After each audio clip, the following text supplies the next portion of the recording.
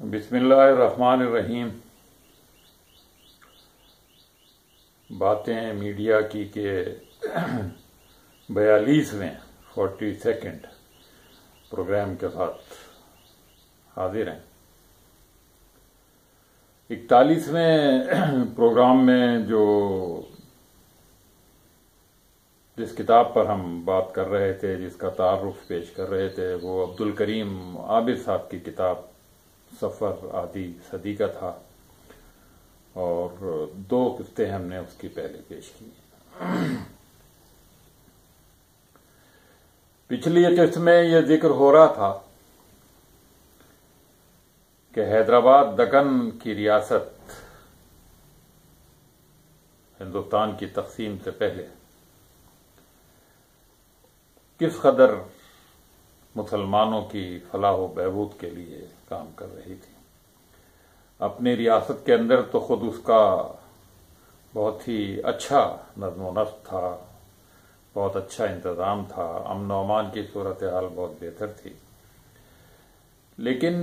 سب سے اہم بات جو تھی وہ یہ تھی کہ اس ریاست کے حکمراں اور ریاست کے لوگ مجموعی طور پر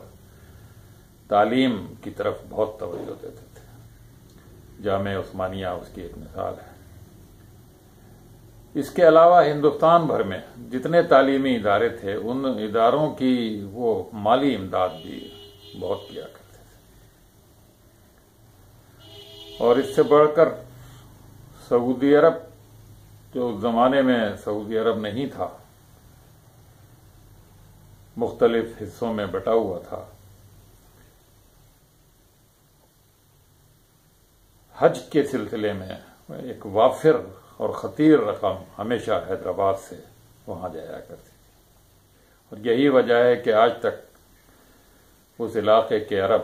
اور سعودی عرب کے حکمران حیدرآباد کے لوگوں کا بڑا احترام کرتے ہیں اور انہیں بڑی عزت دیتے ہیں، اور خاص طور پر سعودی عرب میں حیدرآباد دکن کے لوگوں کو بہت توقیر میسر آتی ہے۔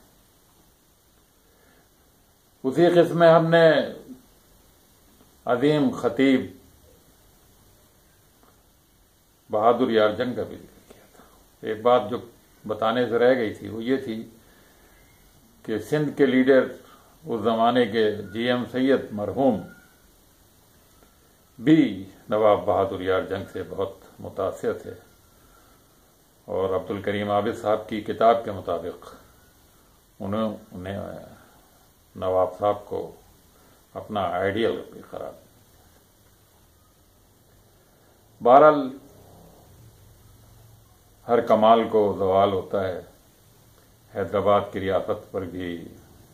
بھارت نے قبضہ کر لیا، اور اس قبضے کے بعد بہت سارے وہ مسائل جو اس وقت دبے ہوئے تھے، خاص طور پہ مقامی اور غیر مقامی کا جو ایک معمولی کا جھگڑا تھا، جو تھوڑی بہت اس بات پہ رنجش تھی کہ ہندوستان کے دیگر علاقوں کے لوگ حیدرآباد میں آ کر ملازمتوں پر، تعلیمی اداروں پر چھائے ہوئے ہیں، تو ایک طرح کی خلش ان مقامی لوگوں میں پائی جاتی تھی۔ بھارت کے قبضے کے بعد اس میں بہت زیادہ اضافہ ہو گیا، نہ صرف مسلمانوں کے درمیان بلکہ خود ہندوؤں کے درمیان، مرہٹوں کے درمیان، کہ یہ غیر مقامی ہندوؤں اور مسلمانوں کو یہاں سے واپس بھیجا جائے۔ عابد صاحب اپنی کتاب میں بہرحال ان 3-4 سال کا ذکر بھی کرتے ہیں جو وہ سقوط حیدرآباد دکن کے بعد جو عرصہ انہوں نے وہاں گزارا ہے۔ وہ کہتے ہیں کہ سن 1951 میں جماعت اسلامی کی رکنیت سے ذاتی وجوہ کی بنا پر مستعفی ہو گیا۔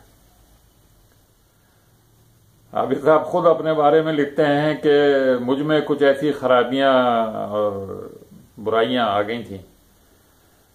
کہ میں محسوس کرتا تھا کہ مجھے جماعت اسلامی جیسی جماعت کا رکن نہیں ہونا چاہیے، اس سے جماعت پر بدنامی کا امکان ہے۔ انہوں نے یہ ساری بات اس زمانے کے امیر مولانا ابو اللیث افلاحی کو جا کر بتائی، اور افلاحی صاحب نے انہیں مشورہ دیا کہ کوئی بھی انسان غلطیوں سے برائیوں سے پاک نہیں ہے، آپ جماعت میں رہتے ہوئے اپنی اصلاح کی طرف توجہ دیں اور اس بات سے رنجیدہ نہ ہوں کہ آپ سے کچھ غلطیاں ہو گئی ہیں، آپ کچھ بری باتوں میں آپ کے بقول آپ ملوث ہو گئے ہیں۔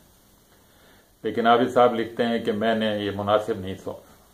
سمجھا کہ میں اب جماعت جیسی جب پارٹی کا رکن رہوں، اور میں مختفی ہو گیا۔ لیکن وہ کہتے ہیں کہ بعد میں مجھے جو صحبت ملی اس نے مجھے اور خراب کیا، اور پھر میں سوچنے لگا کہ واقعی یہ مجھ سے غلطی ہوئی ہے۔ اچھے لوگوں میں رہ کر زیادہ امکان ہوتا ہے اس بات کا کہ انسان اچھی باتیں کرے، اچھی باتیں، اور اس ماحول سے کٹ کر، علیحدہ رہ کر، تنہا رہ کر، خراب صحبت میں پڑ کر تو انسان مزید خراب ہی ہوتا ہے۔ بہرحال یہ عابد صاحب کا کہنا ہے خود اپنے بارے میں، یہ اوروں کی رائے نہیں ہے۔ اس دوران پھر وہ پاکستان آ گئے۔ پچھلی قسط میں ہم نے کہا تھا کہ شاید وہ اپنے خاندان کے ساتھ، وہ لکھتے ہیں کہ نہیں، میں تو بغیر بتائے اپنے خاندان کو، اپنے والدین کو میں پاکستان آ گیا، اور کھوکھرا پاس کے راستے میں پاکستان پہنچ گیا، اور کراچی میں میرے بہت رشتہ دار تھے۔ احمدیہ جعفر خاندان ان کا قریبی رشتہ دار تھا، ان کے ایک بھائی ان کے سگے پھوپھا تھے، اور وہ انہی کے پاس آ کر ٹھہرے، اور انہوں نے ان کی بہت مدد کرنے کی کوشش کی۔ مگر عابد صاحب کہتے ہیں کہ میں نے جب اپنے والدین سے کچھ نہیں لیا، والد سے کچھ نہیں لیا، اور میں نے اپنے بلبوتے پر ہی ہمیشہ اپنی زندگی گزارنے کی کوشش کی، تو مجھے یہ اچھا نہیں لگا کہ میں اپنے خاندان کے لوگوں سے، اپنے رشتہ داروں سے کچھ مانگوں اور ان سے کچھ مدد طلب کروں۔ کہتے ہیں مجھے کسی نے بتایا کہ راولپنڈی میں نئے اخبارات نکلے ہیں، آپ وہاں چلے جائیں۔ مجھے لکھنے پڑھنے کا شوق تھا، اور میں راولپنڈی چلا گیا، اور وہاں سے پھر لاہور آ گیا، اور لاہور میں نے سب سے پہلے روزنامہ تسنیم میں، جو ملک نصر اللہ خان عزیز کا اخبار تھا، سیرودا تھا شاید اس وقت، پھر بعد میں روزنامہ، اس میں بطور پروف ریڈر کام شروع کیا، اور پھر پروف ریڈنگ سے ہوتے ہوئے مضامین بھی، کالم بھی لکھنے شروع کر دیا۔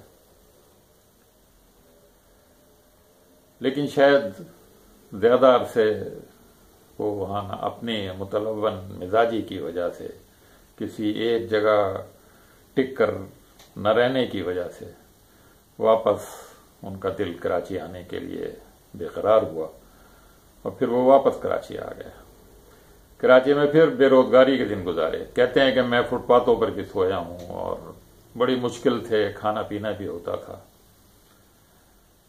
اس دوران انہوں نے پرانے سامان یعنی کباڑ کی خرید و فروخت کا کاروبار شروع کیا، اسٹیشنری کی فراہمی کے ٹھیکے لیے، مگر ان کی طبیعت، جیسے کہ وہ خود بیان کر چکے ہیں، کاروبار کے لیے موافق نہیں تھی، اور انہیں جلدی اپنی غلطی کا احساس ہوا بقول ان کے، اور وہ کہتے ہیں کہ میں نے محسوس کیا کہ خاندان سے الگ تھلگ رہنا کوئی اچھی بات نہیں ہے۔ خاندان کے ساتھ مل کر اور ان کی مدد سے، ان کی حمایت سے، چاہے آپ ان سے مالی مدد نہ بھی لیں، لیکن ان کا ایک آپ کے اوپر اگر ہاتھ ہے تو آپ کو بہت سے کاموں میں،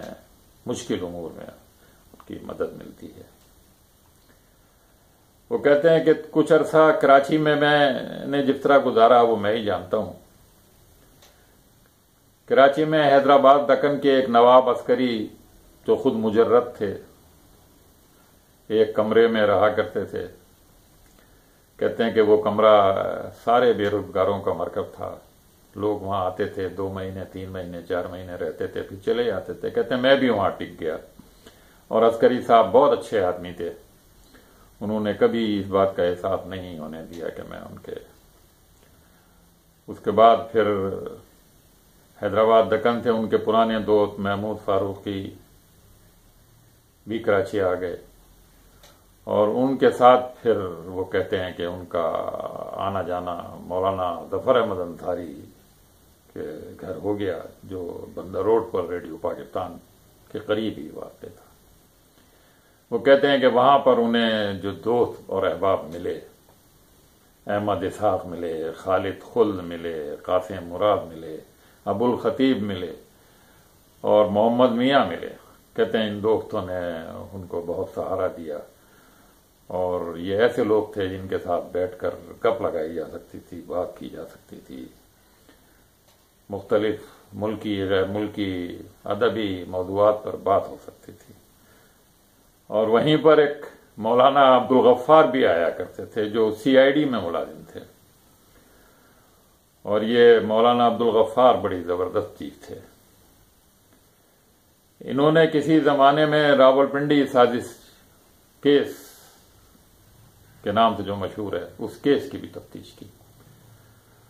اور اس میں ملوث جو بڑے بڑے لوگ تھے ان سے پوچھ گچھ بھی کی، اور وہ سارے لوگ مولانا غفار کے بہت عقیدت مند اور مداح تھے۔ وہ کہتے تھے کہ انہوں نے کبھی بھی ہمیں کسی طرح سے کوئی تنگ نہیں کیا، ہمیشہ بہت ادب سے، بہت توقیر سے ہم سے پوچھ گچھ کیا کرتے تھے، اور وہ لوگ بعد میں ہمیشہ مولانا غفار کی تعریف کرتے رہے۔ بہرحال بھٹو صاحب کا جب دور آیا تو انہوں نے مولانا غفار کو ملازمت سے برخاست کر دیا، لیکن پھر جنرل ضیاء الحق کے دور میں انہیں بحال کر دیا گیا۔ یہ تھی عبدالکریم عابد صاحب کی کتاب کے تعارفی پروگرام کی تیسری قسط۔ انشاءاللہ اگلی قسط میں پھر مولانا انصاری کے گھر پر جو ان کا وقت گزرا ہے تفصیل سے اس کو بیان کریں گے۔ اب اجازت دیجیے، خدا حافظ۔